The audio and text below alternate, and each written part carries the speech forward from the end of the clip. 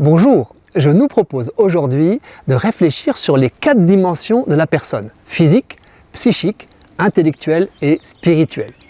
Commençons par la dimension physique. Je suis mon corps. Je ne peux rien faire sans lui et serait ingrat de le mépriser. Ce corps mérite qu'on prenne soin de lui, qu'on connaisse ses forces et ses limites.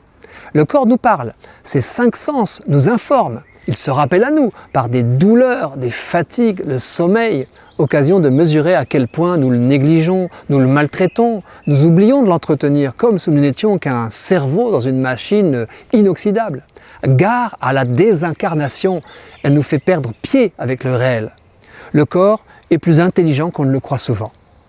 Pensons ensuite à la dimension psychique de nos êtres. Considérons nos émotions, qui s'expriment aussi par des sensations corporelles. Cette parole m'a fait l'effet d'un coup de poing dans l'estomac.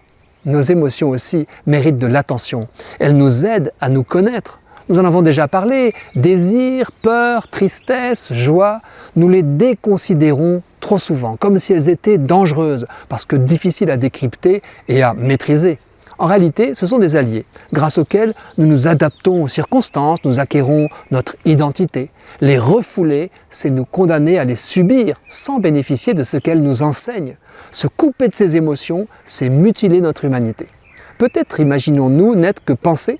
Voilà la dimension intellectuelle, parfois celle dont nous croyons qu'elle nous définit le mieux. Or, nous avons vite tendance à nous priver de nourriture intellectuelle, à force de nager dans notre psychisme au risque de fusionner avec les émotions collectives, médiatiques, qui nous vident le cerveau.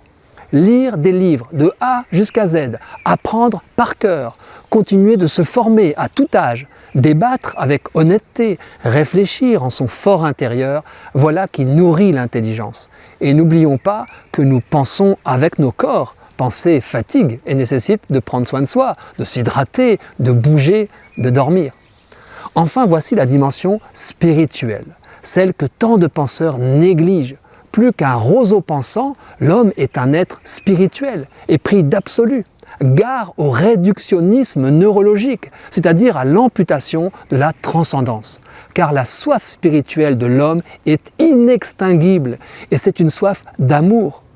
Or, tant d'âmes meurent de soif, qui risquent d'investir leur quête d'absolu dans de vaines idoles.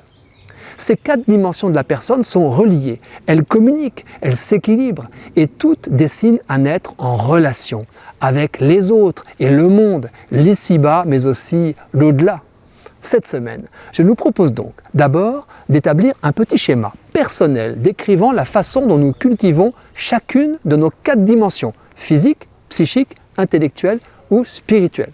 Ensuite, de choisir une action pour rééquilibrer l'une ou l'autre par trop délaissé, histoire de mieux nous tenir debout. D'accord ? À bientôt !